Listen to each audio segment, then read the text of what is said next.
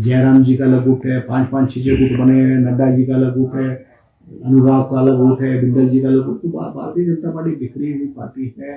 इस प्रोजेक्ट से हिमाचल प्रदेश को 600 करोड़ रुपए सालाना जो है वो आमदनी होगी। तेजी से काम हो रहा है। देखो, पिशाऊ बांध का जो हमारा लटका हुआ प्रोजेक्ट था, बहुत लंबे अरसे से लटका था, वो आज सेटलमेंट हुआ है और मुख्यमंत्री बधाई के पात्र हैं। और जो शर्तें हिमाचल प्रदेश सरकार चाहती थी, मुख्यमंत्री जी चाहती थी, वो गवर्नमेंट ऑफ इंडिया ने सारी की सारी शर्तें मानी हैं। और हमारा जमीन का नुकसान होता था, हमारे लोग डिस्प्लेस होते थे, और उसकी एवज में हिमाचल प्रदेश को कुछ भी नहीं मिलता था।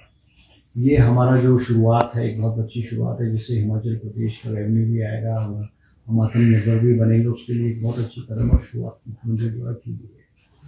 जो किशाऊ डैम है, उसका एक हिस्सा हिमाचल प्रदेश और एक हिस्सा उत्तराखंड में होगा।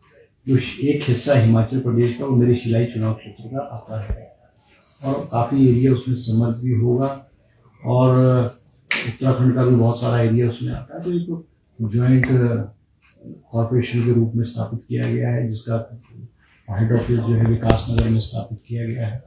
और मुझे उम्मीद है कि जल्दी से जल्दी इसको जो है वर्क स्टार्ट हो जाएगा। उम्मीद करूँगा कि जो सरकार है, वो स्थापित लोगों के लिए एक जो राहत पैकेज है, जो रिलीफ पैकेज है, जो डिस्प्लेस्ड होंगे, एक बहुत अच्छा पैकेज जो है वो हिमाचल सरकार जो है वहाँ के डिस्प्लेस्ड लोगों को देगी, और उनको ठीक ढंग से जो है उनकी इच्छा अनुसार जो उनको सेटल करेगी। बहुत खुशी की बात है। इस प्रोजेक्ट से हिमाचल प्रदेश को 600 करोड़ रुपए सालाना जो है वो आमदनी होगी।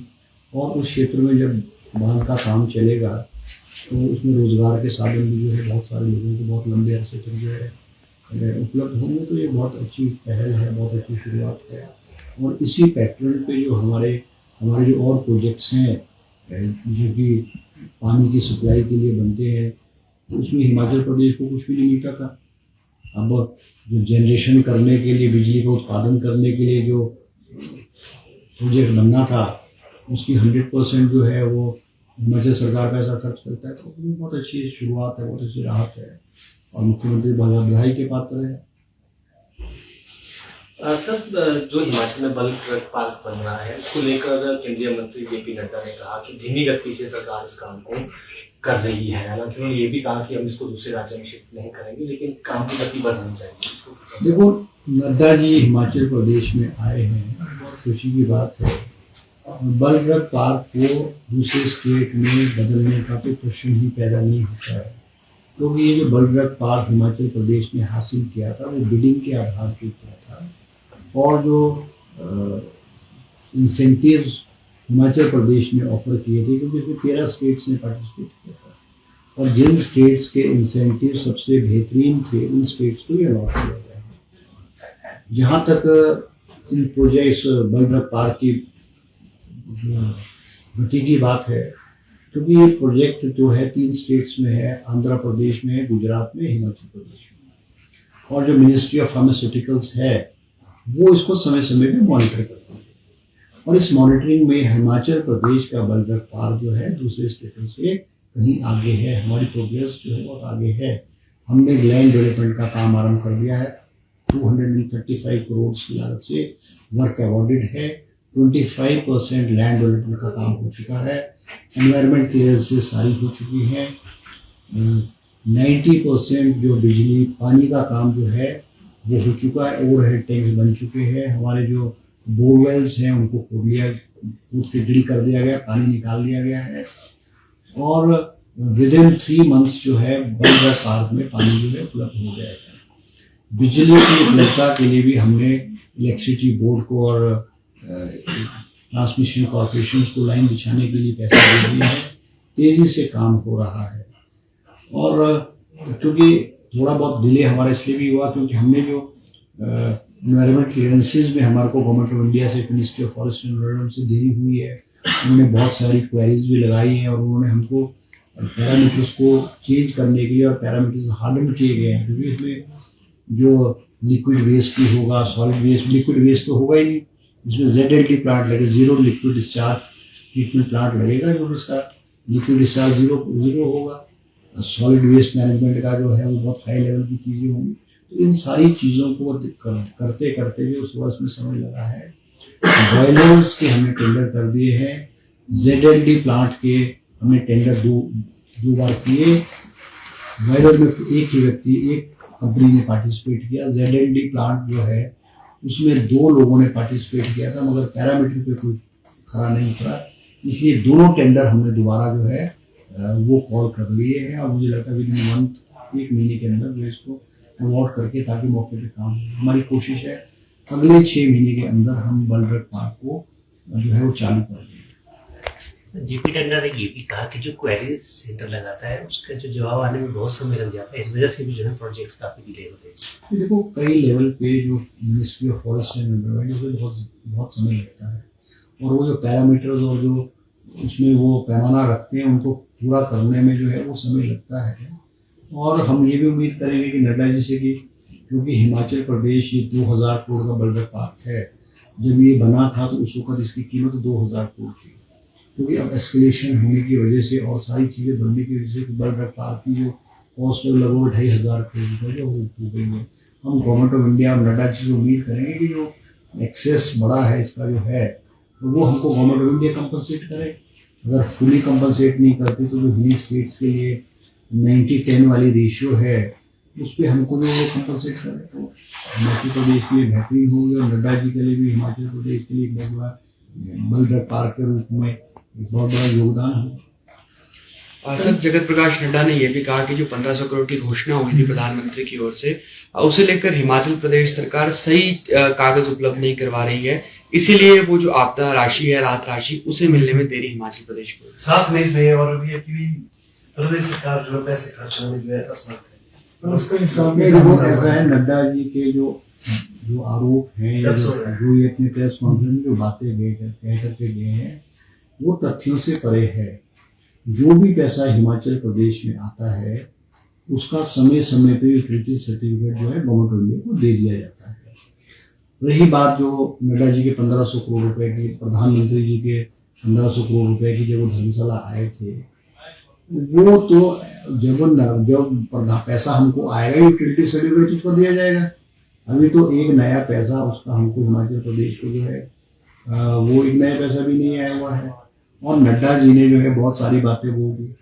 नड्डा जी ने OPS के बारे में भी स्टैंड क्लियर कर दिया कि भारतीय जनता पार्टी का OPS का स्टैंड वही होगा जो 2022 के चुनाव के समय था।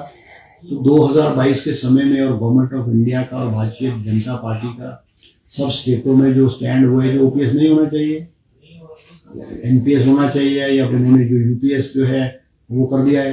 तो ये OPS के अगेंस्ट हैं जो नड्डा जी ने भी क्लियर कर दिया है। दूसरी बात जो नड्डा जी ने प्रेस कॉन्फ्रेंस में जो कहा है, जैसे हमारे RDG के बारे में जो कहा है, उन्होंने कहा कि सरकार को पता होना चाहिए था RDG बंद होने वाली है। मगर जब फाइनेंस कमीशन का अवार्ड आया 2021 में, 2020-21 में, तो जयराम जी हिमाचल प्रदेश के मुख्यमंत्री थे, तो क्या उनको पता था कि RDG बंद होने वाली है? अगर नड्डा जी के मुताबिक तो उनको पता था। उन्होंने ये बात किसी को बोली, बताई नहीं। रिसोर्सेज मोबिलाइजेशन करने के लिए उन्होंने कोई कदम नहीं उठाए, और जो है रिसोर्स जनरेशन करने की कोशिश नहीं की है। तो ये सारी बातें जो है RDG बंद होने पे जो है अभी कह रहे हैं कि इस पूरे कई स्टेटों में बंद, मगर हिमाचल प्रदेश जब बना था तो हिमाचल प्रदेश तो आर्थिक रूप से इकोनॉमिकल वाइबल स्टेट नहीं था। उस वक्त की जो सरकारें थी उनको पता था हिमाचल प्रदेश आत्मनिर्भर नहीं, और पहाड़ी राज्य चाहे कोई भी है, हिमाचल है, उत्तराखंड है, नॉर्थ ईस्ट के स्टेट्स इकोनॉमिकल वाइबल नहीं है, क्योंकि इन स्टेट्स में कमर्शियल एक्टिविटीज नहीं है, और सोशल ऑब्लिगेशंस जो हैं वो पहाड़ी राज्यों में बहुत ज़्यादा हैं। तो ये सारी की सारी और जो पुरानी जो लाइबिलिटीज हैं वो उनको समय समय पर पिछली लाइबिलिटी मिली है। अब भारतीय जनता पार्टी के मैं किसी नेता का पढ़ रहा था कि जी जो हमारे पे कमीशन है, छठा पे कमीशन है, उसके अवार्ड 2016, तो 2016 के बाद 2017 से 2022 तक तो भारतीय जनता पार्टी की सरकार जयराम जी की थी। आपकी जब सरकार थी आपने अपने जो पे कमीशन के एरियर्स थे वो क्यों नहीं थे? सारे के सारे एरियर जो पे कमीशन के एरियर्स हैं वो विरासत में लगभग 10-11 हज़ार करोड़ रुपए के हमको मिले हैं। और अगर आप तुलना करें जीएसटी एरियर और आरडीजी के रूप में भारतीय जनता पार्टी को 2017 से 2022 के बीच में 60,000 करोड़ रुपए मिले, और हिमाचल हमारी कांग्रेस की सरकार को 23 से लेकर के जो है 25 तक जो हमको केवल 17,500 करोड़ आरडीजी के रूप में मिले। तो आप अंतर देख सकते हो, गवर्नमेंट ऑफ इंडिया से हमें पैसा कम होने के बावजूद भी हिमाचल प्रदेश की विकास की गति जो है वो धीमी पड़ने नहीं दी गई है। तो ये अंतर है, और उम्मीद करेंगे कि government of India Himachal Pradesh को आर्थिक रूप में पैसा दे।